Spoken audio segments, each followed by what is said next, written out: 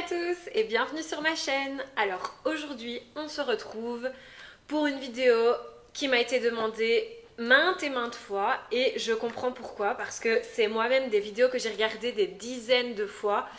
Il s'agit, comme vous avez pu le voir dans le titre, de mon augmentation mammaire. Alors c'est vrai que quand on pense à se faire opérer, la première chose qu'on fait c'est qu'on va voir sur YouTube et qu'on regarde un petit peu comment s'est passée l'opération des autres, etc. Et comme vous le savez, j'ai rien à cacher, j'ai toujours été très transparente avec vous, que ce soit pour la rhinoplastie ou maintenant, voilà, l'augmentation mammaire. Je fais ce que je veux, voilà. Ça sert à rien de juger, ou enfin juger mais gardez-le pour vous. Ça sert à rien voilà, de parler. De toute façon, je l'ai fait pour moi et voilà. Je partage avec vous justement pour vous aiguiller et vous expliquer comment mon expérience s'est passée, mais en aucun cas je suis en train de vous dire de le faire. Voilà, c'est simplement pour celles qui hésitent, qui ont des doutes, je vais vous expliquer comment ça s'est passé pour moi, quelle solution j'ai choisie, pourquoi j'ai fait ça aussi. Donc si ça vous intéresse, restez avec moi. Alors, donc, qu'est-ce qui s'est passé? En premier, il faut savoir que j'ai toujours eu une bonne poitrine. Sauf que en fait j'ai pris beaucoup de poids dû à la pilule, donc je prenais la pilule, voilà, j'étais jeune, j'ai pris du poids vraiment sans vraiment m'en rendre compte, et puis je suis arrivée à un poids, mais j'avais 17 ans, ouais, 16-17 ans, mais un poids, mais voilà, j'étais vraiment à la limite du raisonnable. Et je me suis dit, mais stop quoi, j'ai arrêté la pilule, j'ai reperdu du poids. Le problème c'est que j'ai fait, entre guillemets, un peu n'importe quoi. J'ai perdu du poids, mais comme ça quoi, comme ça me chantait. J'ai tapé sur Google régime rapide, efficace, des trucs dans le genre. Je me suis retrouvée avec un bête régime. Le problème c'est que j'ai perdu 19 kilos, mais sur très peu de temps. Si je me trompe pas, ça devait être sur 2 mois, quelque chose comme ça. Enfin c'était énorme, et d'ailleurs tout le monde pensait que j'étais malade. J'avais pris 2 semaines de congé au boulot. Quand je suis revenue, ils se demandaient ce qui m'était arrivé tellement c'était flagrant. Et bref, le truc, c'est que forcément, vous vous doutez bien que si j'ai perdu 19 kilos en si peu de temps, la poitrine a pris un sacré coup. Donc en fait, je me suis retrouvée, j'avais une bonne poitrine, je faisais un petit bonnet D, et je me suis retrouvée avec un petit bonnet B. Mais en fait, je pense que si j'avais toujours eu ce bonnet B, je me serais fait à l'idée et il faisait partie de moi, voilà. Mais comme j'étais habituée depuis des années à avoir un bonnet D, me retrouver d'un coup avec un bonnet B, ça m'a... genre, je m'y faisais pas. Je suis restée des années comme ça. Je me suis fait opérer il y a 4 ans et demi, donc j'avais 21 ans, entre 21 et 22 ans. Donc voilà, de mes 16-17 ans à... Donc ça m'a laissé 4-5 ans de temps pour réfléchir à cette augmentation mammaire. Au début, je m'étais dit, mais peut-être que je vais reprendre un peu de poids, on verra, etc. Bref, toujours pas de prise de poids, et me voilà avec ma petite poitrine que j'assumais pas du tout. Je voulais récupérer mon bonnet D, donc voilà, je vais voir un chirurgien. D'abord je me renseigne autour de moi parce que je connaissais du monde qui s'était fait opérer de la poitrine, donc je voulais d'abord regarder des vidéos YouTube, vraiment me renseigner à ce sujet là, pour pas me lancer tête baissée dans quelque chose voilà, que je ne voulais pas. Donc je me renseigne, etc. Plusieurs de mes copines, même famille, me conseillent le docteur qui m'a opéré. J'en ai pas vu d'autres. J'ai tout de suite eu un feeling avec lui, et d'ailleurs c'est ce docteur qui m'a opéré pour ma rhinoplastie, donc le fameux médecin de Nancy. Alors j'arrive chez lui, donc je lui explique ma perte de poids, je lui explique tout comme je viens de vous le dire. Et puis de là, il me dit oui, en effet, on voit que la poitrine a subi une perte de poids. Donc c'était pas une petite poitrine d'origine, on voyait vraiment que c'était une ancienne grosse poitrine qui avait diminué. Donc de là, il me dit de toute façon, tu es jeune, il m'explique les solutions, etc. Et alors voilà, il y a plusieurs solutions. Il y a mettre la prothèse devant le muscle, mettre la prothèse derrière le muscle. Il y a aussi des solutions de prendre la graisse ailleurs et de venir la mettre dans la poitrine. Il y a plein de solutions. Pareil pour la cicatrice, enfin par là où ils rentrent les prothèses. Est-ce qu'ils rentrent sous les bras? Est-ce qu'ils rentrent sous la poitrine? Est-ce qu'ils rentrent dans le mamelon? Voilà, il y a plein de solutions possibles, imaginables. Le truc, c'est que moi, j'ai posé directement la question au chirurgien. je voulais pouvoir allaiter au cas où j'aurais des enfants. Et donc voilà, dans ce cas, il faut mettre la prothèse derrière le muscle. Donc c'est ce qu'on a fait. Voilà, on a opté pour derrière le muscle. Par contre, forcément, c'est plus douloureux. Il m'avait prévenu, puisqu'il doit faire des déchirures musculaires pour aller mettre la prothèse derrière. Mais voilà, peu m'importait la douleur, c'était vraiment le fait que je puisse allaiter si un jour j'ai des enfants. Donc voilà, on reste là-dessus. Je revois le chirurgien pour choisir la taille. J'arrive là en lui demandant un bonnet E. Il regarde la taille de la largeur de mes épaules, etc. Et il me dit mais non, non. Il m'a dit non, clairement, je ne te ferai pas de bonnet E. Si tu veux un bonnet E, tu ne l'auras pas chez moi, donc il faut que tu partes ailleurs. Donc franchement, j'étais surprise et il m'a dit mais tu n'es pas assez large de carrure pour faire un bonnet E. De derrière, on va voir ta poitrine dépasser, ça va être horrible. Tu verras, tu regretteras. Écoute-moi, tu regretteras, etc. Du coup, je me remets en question et je lui dis bah alors faites-moi ce que j'avais avant, un bonnet D. Mais moi j'avais un petit D, du coup je lui demande un bon D bien rempli. Il me dit ok, on tombe d'accord. Alors on essaye avec un soutien-gorge qu'il a chez lui, enfin au cabinet. Il me met des prothèses. Il m'avait demandé d'amener un t-shirt moulant, donc j'ai amené un t-shirt moulant pour essayer, pour me voir habillée, pour voir ce que ça donnerait. De là, on est d'accord. Après, ce qu'il fait, c'est qu'il me demande de choisir la forme de la prothèse. Il faut savoir qu'il y a plusieurs formes de prothèses. C'est pour ça que parfois, ça peut faire plus arrondi, plus naturel, plus tombant. Voilà, et alors il y a la forme anatomique, donc qui est en forme de poire, vraiment comme une poitrine naturelle. Et il y a la forme ronde, et il y a la très ronde, moins ronde et plus plate. Donc moi je crois, si je me trompe pas, que j'ai pris la ronde, mais celle du milieu. Pas la maximum, ni la minimum, vraiment. Je pense que j'ai pris celle du milieu, si je dis pas de bêtises. Et une fois qu'on a été d'accord, on a prévu une date d'opération. Il m'avait dit de prendre 10 jours de congé au boulot. À cette époque-là, j'étais pas encore indépendante, donc j'ai posé mes congés simplement. J'étais contente, congé payé, donc voilà. Ce que j'ai fait, c'est que j'ai pris de l'arnica qui m'avait prescrit au préalable. J'ai été acheter des bas de contention parce qu'on reste beaucoup alité pour éviter les phlébites, etc. Donc ça, c'était toute une prescription qu'il m'avait fait. C'est de ce que je me souviens, hein, ça fait 4 ans et demi quand même, donc voilà. Rendez-vous à la clinique, j'arrive à l'hôpital. On décide de faire le moins de cicatrices possible, donc on passe par le mamelon. C'était une évidence pour moi de pouvoir passer par le mamelon pour ne pas me retrouver avec des cicatrices ailleurs. D'ailleurs, dans le mamelon, on ne les voit pas du tout. C'est impossible de dire que j'ai subi une opération franchement introuvable, la cicatrice. Donc voilà, j'arrive à l'hôpital. Je me souviens très bien avoir été au bloc et croisé le chirurgien dans le couloir et il m'a dit c'est bon, j'ai tes prothèses. Je m'en souviens, pourtant j'étais super stressée, j'étais angoissée. Vraiment, j'étais très stressée. En plus, j'ai attendu plus de 2 heures dans la chambre. Donc du coup, t'as le temps de voir le stress monter. Et puis je me suis faite opérer. J'ai été en salle de réveil, je me souviens que c'était horrible, que j'ai eu des grosses nausées, des vomissements. J'ai vraiment beaucoup de mal avec l'anesthésie générale, ça il n'y a rien à faire. Je réagis mal, donc c'est mon corps, c'est comme ça, ils ont fait comme ils ont pu.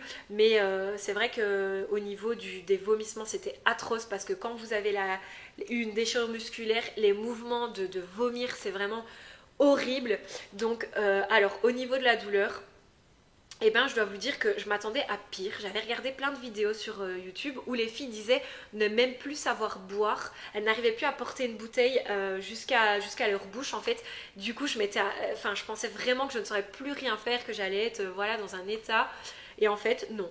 Clairement, pas du tout. Je me suis fait opérer, donc prothèse derrière le muscle. Le matin, il vient me voir après une nuit horrible, mais ça, c'est l'anesthésie générale, c'est moi qui réagis mal.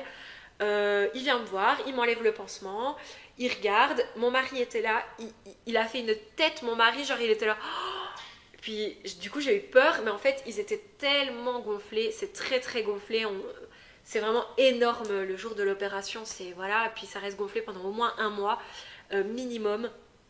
Du coup, c'est vrai que c'était choquant, mais moi je les avais pas vraiment vus, enfin je faisais comme ça, mais je voyais comme je pouvais. J'avais des drains, donc les infirmières m'ont enlevé les drains. Franchement, ça a été, j'ai pas un super mauvais souvenir de ça, il me semble que ça a été très facilement. Je suis sortie de l'hôpital, par contre l'anesthésie générale, j'ai eu énormément de mal à m'en remettre, ça m'a pris toute la semaine, vraiment une bonne semaine, je somnolais, j'étais vraiment pas bien, mais grâce à ça, j'ai pas ressenti la douleur à la poitrine, j'étais tellement dans le gaz pendant toute la semaine que j'ai pas eu mal à la poitrine. Alors oui, j'étais très restreinte dans mes mouvements pour mettre par exemple mes vêtements. J'arrivais pas à faire des mouvements basiques en fait parce que tu as les déchirures musculaires qui font que tu... Enfin voilà, ça te coince. Mais dire que c'était douloureux, pas vraiment. C'était plus gênant le fait de pas pouvoir s'habiller seule. Pour prendre la douche, j'avais besoin de mon mari. Voilà, des détails comme ça, mais sinon aucune douleur. J'ai pris des antidouleurs quand même parce que c'était plus des courbatures en fait. Voilà, c'est vraiment ça, des grosses courbatures, mais pas une douleur vraiment. Donc j'avais des fils, si je me trompe pas, résorbables. Donc il m'a pas enlevé de point de suture. Non, il m'a pas enlevé de point de suture. J'y suis allée le revoir une semaine après en fait l'opération. Et ouais, il m'a pas retiré, il a regardé, il a dit très bien, le décolleté se met bien en place, mais ça prend du temps. Au début, les seins sont très rigides, très ronds, très hauts, et au fil des mois, la peau se détend, ça cicatrise, etc. Et ça redescend. Donc après, la poitrine fait quand même, malgré qu'elle est fausse, elle fait quand même plus naturelle, puisqu'elle se met en place, la peau devient plus molle, on pourrait dire, plus élastique en fait. Et du coup c'est beaucoup plus joli au fil des mois. Au début ça fait vraiment poitrine hyper ronde, hyper... Après ça se met en place et aujourd'hui je suis à 4 ans et demi et franchement j'ai aucun regret, je n'ai jamais regretté. Donc je suis là avec un bonnet 90D, 85D et je suis super heureuse. J'ai jamais regretté mon choix. Le seul truc qui m'a embêtée c'est que je pouvais pas dormir sur le ventre pendant 3 semaines, un mois, alors que moi je dors tout le temps sur le ventre. Donc ça c'était vraiment embêtant. Mais à part ça, franchement, aucun regret. Même si ça fait mal, que c'est un peu gênant, ça dure qu'une semaine, après ça passe.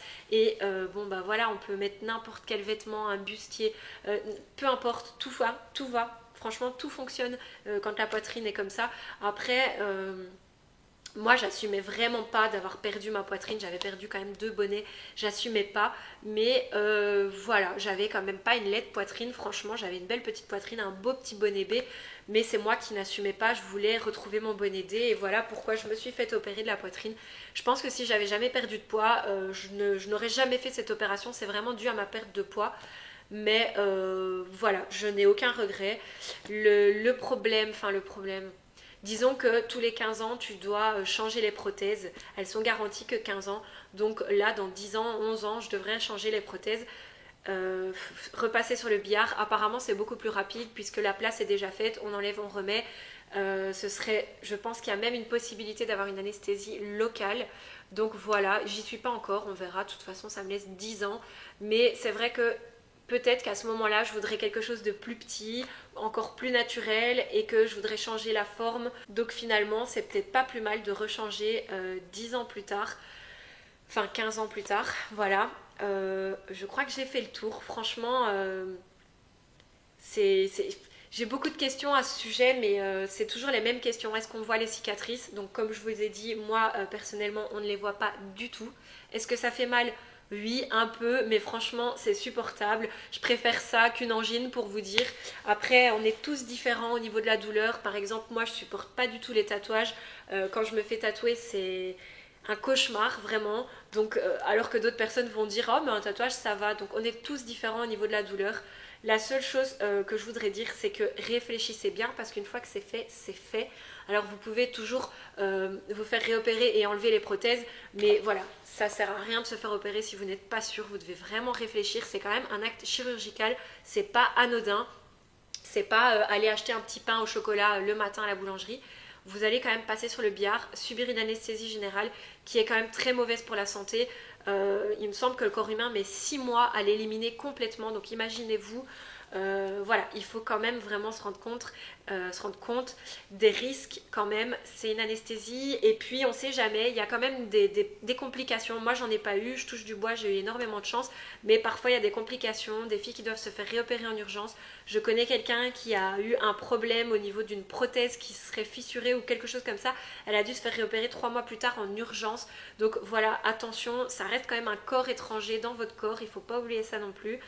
Donc voilà, une fois que c'est là, c'est là.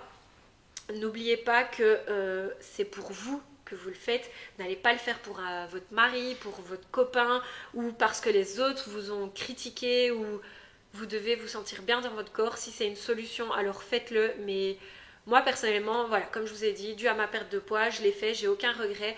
Je pense que je ne l'aurais pas fait si j'avais pas perdu de poids. Ça m'était inutile, mais je regrette pas. Voilà. C'est tout ce que je peux vous dire à ce sujet. En tout cas, c'est vrai que c'est plaisir de mettre un maillot de bain l'été, faut pas se mentir, avoir une belle poitrine. Après, tout le monde n'a pas les mêmes goûts, mais moi personnellement, je trouve qu'une poitrine pulpeuse, c'est joli. Donc voilà, avoir une belle poitrine en été sur la plage, personnellement, je l'assume totalement. Mais je dois vous dire qu'il faut penser à ça aussi. J'ai déjà parlé plusieurs fois avec des copines à moi qui se sont faites refaire la poitrine et qui n'assument pas, qui regrettent et qui me disent qu'elles auraient dû faire une taille en dessous parce que justement elles ont du mal le regard des autres. Il faut dire que moi, si vous me regardez, je suis quand même blonde, grosse poitrine, les longs ongles, les tatouages, je suis vraiment le stéréotype de la bimbo. Après, il faut l'assumer. Vraiment c'est ça, il faut l'assumer. J'ai des copines, plusieurs qui m'ont déjà dit qu'elles voulaient soit les enlever ou soit diminuer parce qu'elles n'assumaient pas. Il y a aussi, j'ai une copine qui elle au contraire quand elle voit ma poitrine me dit qu'elle aurait dû faire plus gros. Voilà, donc réfléchissez bien, prenez le temps de trouver un bon chirurgien qui va bien vous aiguiller, bien vous conseiller. Parce qu'aujourd'hui, quand je me dis que je voulais faire une taille au-dessus et que mon chirurgien, mon Dieu, quelle chance, il m'a dit non. Parce que franchement, une taille au-dessus, je ne sais pas comment je ferais pour m'habiller et tout. C'est déjà pas facile, il y a beaucoup de chemisiers que j'arrive pas à fermer. Donc je me dis une taille au-dessus, mais c'était vraiment stupide. Donc voilà, trouver le bon chirurgien, c'est hyper important. Mais sinon, franchement, voilà. C'est tout ce que j'avais à vous dire. Si jamais vous avez des questions auxquelles je n'aurais pas répondu dans cette vidéo, n'hésitez pas comme d'habitude à venir nous rejoindre. Je vous mets mon Instagram juste là. Je peux vous répondre directement en message privé. Et voilà. De toute façon, je continue mes petites vidéos. D'ici là, portez-vous bien et je vous fais de gros bisous.